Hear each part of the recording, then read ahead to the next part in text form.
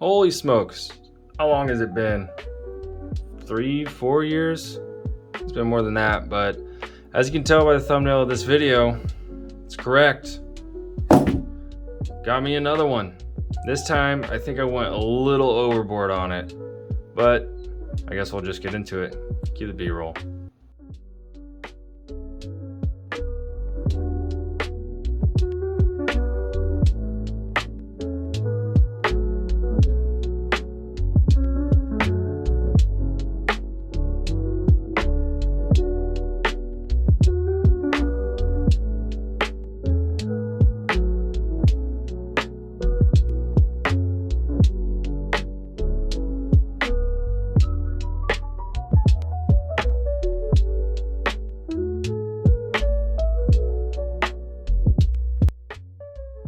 Well, now that we got that horrible intro out of the way, so the reason why I got this thing was I honestly really wanted to get back into droning, and I didn't have a whole lot of funding to go ahead and get a brand new system with the full digital and everything. But I can talk more about that in a different video, but really I just want to get down to the nitty-gritty components that I use. I really wanted to go old school, which it's weird to say old school considering it was only maybe 6 years ago that I was doing this, but I wanted a immersion RC Apex, alien frame. This is actually the Mr. Steel edition frame. I bought this, it was brand new in the bag, so I guess you can consider it new old stock. And I got it for a screaming deal from a guy on Marketplace, and I don't think I honestly would have been able to get this frame otherwise because of how much money these frames went for back in the day. I think they were well over $100. And I'll go over my components here in a second, but right now I just want to go ahead and start with the motors. I'm not sponsored by MEPS at all. I know they're kind of blowing up all over the place, and their ads did get me, but I really am happy so far with the overall quality of the build. They do have curved magnets, which I think is great, because you got to consider with their deals right now, I think I picked this up for about $10 a motor. So for 40 bucks, you can get 2306s and they're 2550 kV, which I think is a little high for a 4S build in my book, especially for freestyle. That's really all they offered. The only other option was a 6S build, and I'm not trying to make the switch to 6S yet. So I went with these motors because, one, I really like the high vis. I'm kind of hooked on the whole high vis look. I think it looks sick. And I went with the ESC on ARM, which again, old school, but it's a modern day ready to sky. They're 35 amp. They're only 2 to 4S rated. So far, they seem to be doing really good. The motors get warmer than the ESCs do, which is perfect. It's where I wanted to be. And let's go ahead and get into these motors a little bit more. So like I said, I went with the 2306s and 2550 kV. They're pretty sweet. They're really freaking loud, honestly, for what they are, but that could be due to the ethics props that I'm using. They're the peanut butter and jelly edition, but I just have the peanut butter ones on there right now. Jelly looks weird on the high vis. Let's go ahead, let's tear the lid off, and I'll show you what I have underneath this.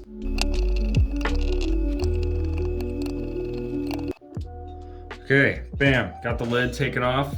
So I am actually, as you can see, running a run cam split, and this is a version 1 run cam split. So like I said, this is very old school. It's 2024 now.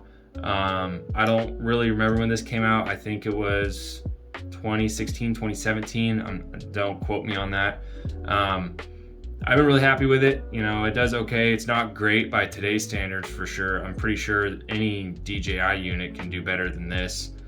But yeah, that's what I have. Can't get a GoPro at this point, but we'll have some good flight footage soon. I can't now because of the weather for today right in my area.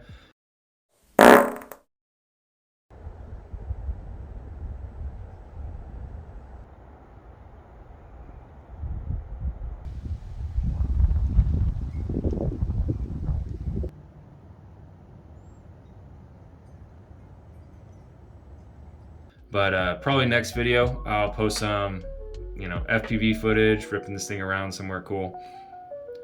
And for the VTX, it's actually a TBS Unify Pro.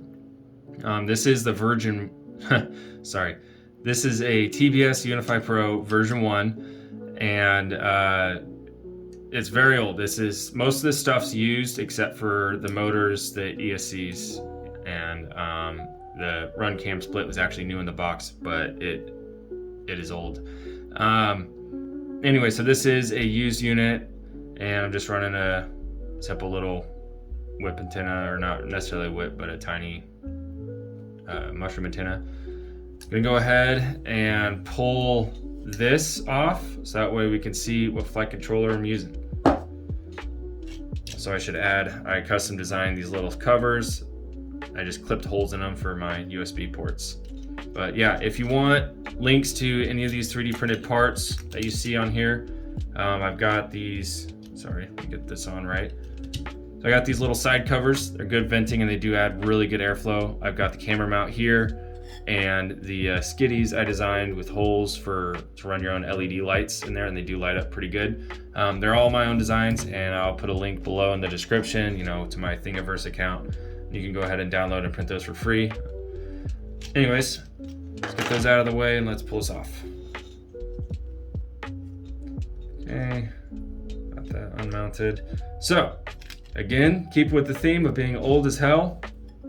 This is a version 1 race flight board. Yeah, I couldn't believe it. The guy that I got it from, again, I got all this crap from the same guy. It was new in the bag, unused. I never even heard of race flight, I'll be honest with you. I think that was a little bit before my time when I got into the hobby back in 2016. And I don't know, maybe it was out by then, or I don't. Anyway, so this is what I'm using. It's what I got. I know it's kind of, honestly, it's a disgusting choice considering the amount of options that are really inexpensive these days, but I want to see if I could do it. So I was actually able to flash the most modern version of Betaflight, which I think at this time is 4.5.3, which blew me away that it could even do it. And then the whole thing with these boards is they do reorder the motors. Like this is motor 1, 2, 3, and 4, and I'm pretty sure it goes 1, 2, 3, 4 is how it's supposed to be. But thankfully with the new version of Betaflight, I can go ahead and just reorder the motors, and it wasn't that big of a deal. So there's not a whole lot of options here. So I do have LED, but it's only 2 pads, not 3, so I can't control like NeoPixel or anything like that. It does have a buzzer on it. It doesn't have an option for any OSD, because back when this board came out, you had to buy a separate OSD board, and it was part of your stack that you had to account for. So I have no voltage telemetry or anything like that, so that's probably what's going to be the nail in the coffin for this board for me. I'm going to end up upgrading it here soon. Just gotta find a board that I want to choose, but in the meantime I'm going to use this to get it flying, because it's honestly pretty good for what it is. I don't have, like I said, LEDs hooked up to it, and I am running ELRS. So I have a micro ELRS receiver, which thankfully I was able to. ELRS, I don't even think Crossfire existed when this came out, but I got the HGRC ELRS receiver, super tiny in there. But it's really awesome. I've been having really good luck with it. Super cheap. It's like $12 or whatever. Get it on Amazon within a day. Yeah, so a couple things I ran into with this build was since I am using the Mr. Steel edition, which at this point he was using KISS. Don't know if he still is or not. But so this is actually a KISS PDB. So this is set up to be used with a KISS flight controller, which would be awesome if I can find one for a reasonable price. They're about $100 right now if you can find one. But it's like the OG KISS board. I can't really pull this board out of the way to show you guys, but it's a pretty trick system back in the day when this came out. I wish I could, like I said, find another one, use it, go real old school on this. But anyways, so what I have hooked up in the front for the PDB is the run cam split. So this one can only run on 5 volts, and it's a pretty chunky 5-volt output that it needs. So thankfully this PDB's got a pretty decent one up the front, and then I have the video wire sent through the PDB to the VTX. And since I don't have any OSD capabilities on the race flight, that was the only option that I could do.